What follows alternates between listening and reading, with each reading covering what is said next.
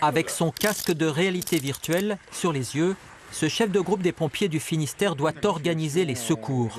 Un incendie s'est déclaré dans une exploitation agricole. Les premiers soldats du feu sont sur les lieux. Risque de propagation important. Le pompier sur place et son avatar alertent sur un danger d'explosion imminent. A priori, on aurait de l'engrais dedans. La quantité, je ne la connais pas encore. Il s'agirait sans doute d'ammonitrate. Un scénario complètement virtuel, sauf qu'ici, tous les paramètres sont bien réels. Nombre d'animaux, stock de fourrage, présence d'amiante ou encore ressources en eau pour lutter contre les flammes. L'exercice de formation doit coller au maximum au quotidien des pompiers. On se retrouve avec un risque chimique, donc plusieurs risques. Un risque carburant, donc fuel, et un risque d'engrais type ammonitrate stocké en big bag de 1 tonne. Donc c'est un risque qu'on retrouve sur le département, dans toutes les exploitations agricoles quasiment. Un outil capable de reconstituer n'importe quelle situation, comme cet incendie qui ressemble trait pour trait au grand feu de l'été 2022 dans les Monts d'Arrée et qui avait ravagé près de 2500 hectares de landes et de forêts. Là, dans le cadre de l'exercice, on est dans la défense de points sensibles, donc en fait ça va être défendre des habitations, comme on est en train de le faire actuellement. Donc pour éviter les dégâts sur les biens matériels des habitants.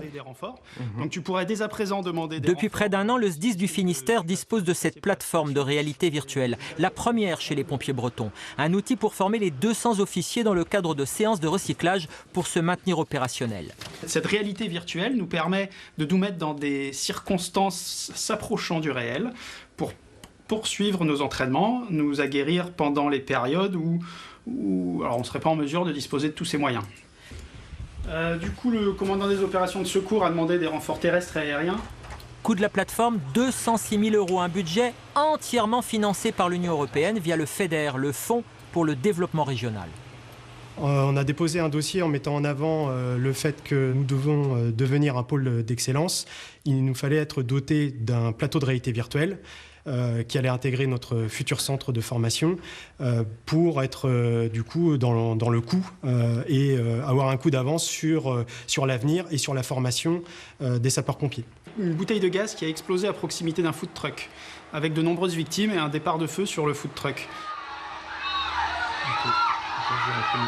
L'Europe, particulièrement sensible à l'un des points forts de la plateforme, sa capacité à anticiper des risques majeurs en faisant travailler en réseau de multiples acteurs comme les services préfectoraux, les SAMU, les gendarmes, la sécurité civile, dans le cadre d'opérations de secours de grande ampleur, pour des accidents ou des attentats avec beaucoup de victimes, comme dans ce scénario lors des fêtes maritimes de Brest.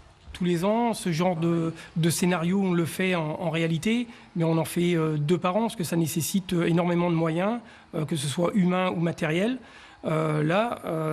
Cette année, grâce à la réalité virtuelle, on va faire l'équivalent de 20 scénarios nombreuses victimes.